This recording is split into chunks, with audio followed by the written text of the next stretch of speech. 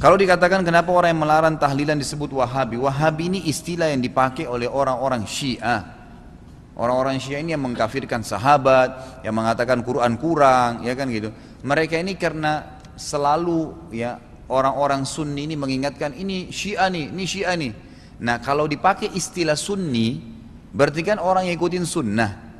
Itu istilahnya kan pasti baik. Maka orang kalau berpikir secara akal sehat dari sisi definisi Sunni dengan Syiah, orang akan mengikuti Sunni karena ikuti sunnah Nabi. Kalau Syiah berarti pendukungnya Ali, kan gitu. Jadi seperti itu.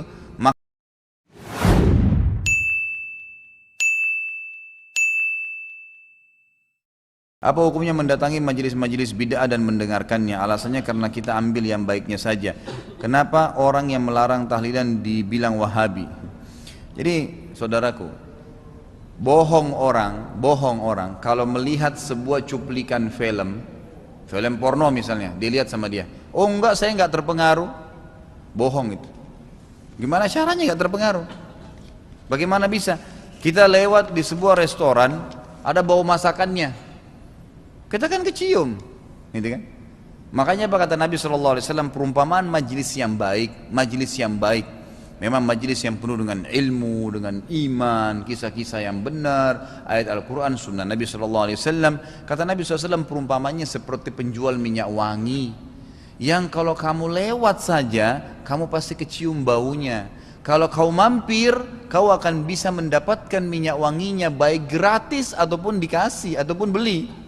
Dan perumpamaan majlis yang majlis yang buruk, bicara tentang khamar, minuman keras, karaokean, apalah zina, atau mungkin majlis bid'ah yang akhirnya menyebutkan hadis-hadis yang palsu, ya, penafsiran yang salah tentang ayat Al-Quran, ya, ajaran-ajaran fikih yang tidak pernah ada sumbernya dari Nabi SAW dan sahabat. Itu berbahaya. Kata Nabi SAW, perumpamanya seperti nafikhul kir, seperti peniup pengipas arang, ya.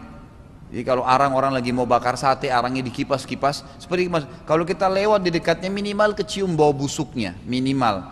Dan parahnya bisa apinya loncat, percikannya kena baju dan membakar kita. Itu majelis su. Artinya apa? Ada minimalnya, ada minimal. Salah, saya kalau sarankan di setiap pengajian saya, kalau sudah pernah hadir majelis sunnah, jangan hadir lagi majelis bid'ah. Enggak boleh, saudaraku, karena bid'ah sama sunnah itu bentrok. Memang itu rivalnya, lawannya. Anda menerapkan sunnah atau Anda menjauhi bid'ah, atau Anda terapkan bid'ah, Anda akan jauh dari sunnah. Nggak bisa ketemu dua ini, nggak bisa ketemu. Sama dengan malam sama siang, sama dengan kebenaran dengan kebatilan, sama laki-laki perempuan, nggak bisa disatuin.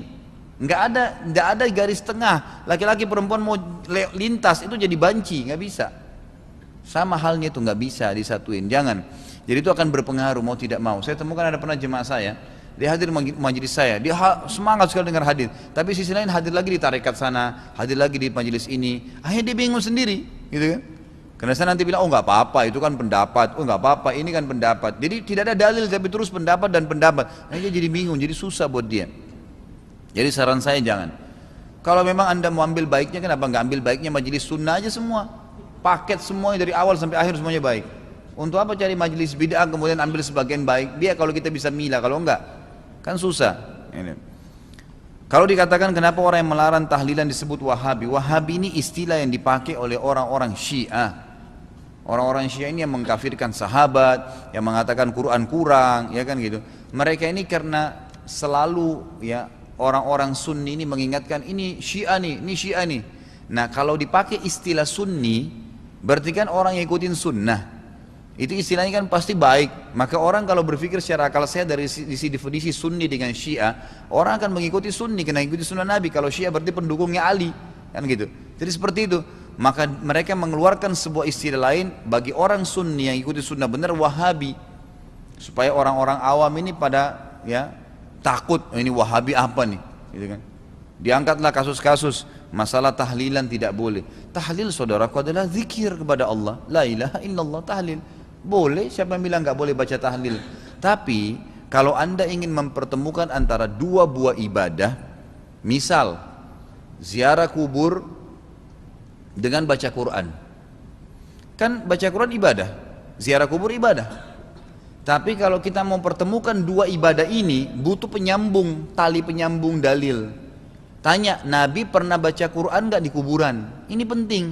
Kalau nggak pernah, itu jadi perbuatan bid'ah dia. Karena kita membuat ibadah yang Nabi nggak pernah buat, walaupun ini dasarnya juga bagus, kan gitu. Sama kasuistiknya begini, ya, sama tadi ini. Misal orang kalau meninggal lagi takziah, nah kita jangan pernah ziarah kubur tadi, jangan pernah takziah kecuali sudah tanya bagaimana kiai saya, nabi saya, ya, utusan Allah Muhammad SAW. Cuman satu nabi kita yang wajib kita iman, yang wajib kita ikutin gitu. Yang lainnya kita imani keberadaannya saja, Isa, Musa dan semua. Tapi wajib kita ikutin Nabi Muhammad SAW. Baik, tanyakan Nabi SAW kalau ziarah kubur apa yang dikerjakan. Salam, doain, 1 jam pun boleh, silahkan.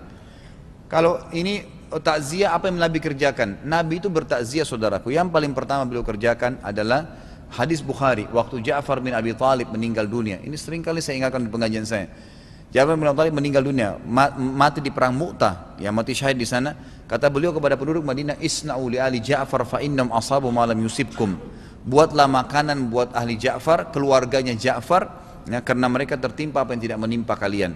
Jadi perintah pertama Nabi SAW untuk bertakziah adalah membawakan makanan ke keluarga orang yang sedang sedih. Kemudian ulama mengatakan dari hadis ini juga diambil pelajaran. Kata Nabi SAW, "Isna'u li ali Ja'far." Kata-kata ali Ja'far, buatlah makanan untuk keluarganya Ja'far dan bawa ke rumahnya. Berarti takziah itu definisinya ulama bilang adalah meringankan beban dan kesedihan keluarga si mayit, bukan mayitnya. Yang membuat kita ini mau yasinan di acara kematian, mau tahlilan, ini karena kita anggap untuk mayit nih datangnya. Salah. Ya, ini takziah untuk meringankan beban keluarganya mayit. Makanya kita datang ke sana, kita hibur mereka.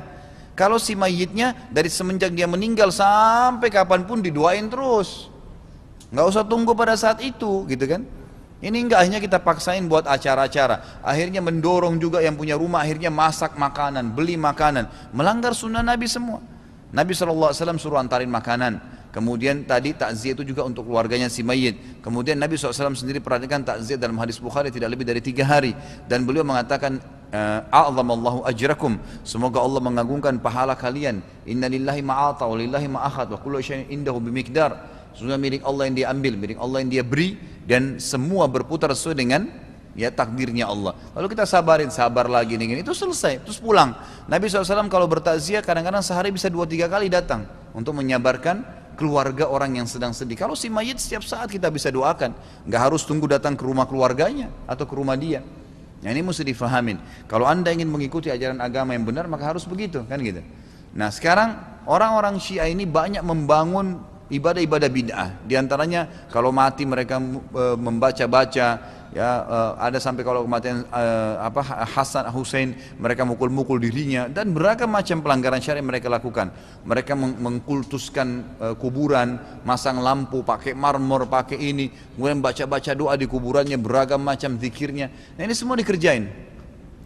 Nah, pada saat orang-orang yang memahami sunnah datang, tidak boleh, Rasulullah, kiai kita nggak pernah kerjain. Mana buktinya Nabi pernah duduk di kuburan Baqi kemudian buat bangunan? Mana pernah Nabi SAW mengatakan kepada ahli Badar, Al-Fatihah untuk ahli Badar? Pernah nggak ada riwayatnya? Al-Fatihah untuk fulan? Tidak pernah Nabi SAW ucapin. Kenapa anda kerjakan saudaraku? Kan bagus bacaan Quran untuk orang mati. Walaupun bagus di mata anda, tapi tetap harus ibadah itu seperti yang Allah mau. Tidak bisa semau kita. Semua caranya, bacaannya, jumlahnya harus ikuti Nabi Muhammad SAW. Nggak bisa enggak. Jadi kita nggak boleh ngarang-ngarang. Kalau anda mau betul-betul murni beribadah kepada Allah Subhanahu Wa Taala. Jadi istilah Wahabi dikeluarkan oleh orang-orang Syiah kepada orang Sunni yang memang supaya menahan orang-orang awamnya Sunni ini untuk terus mengikuti sunnah Nabi SAW. Itu yang saya ketahui.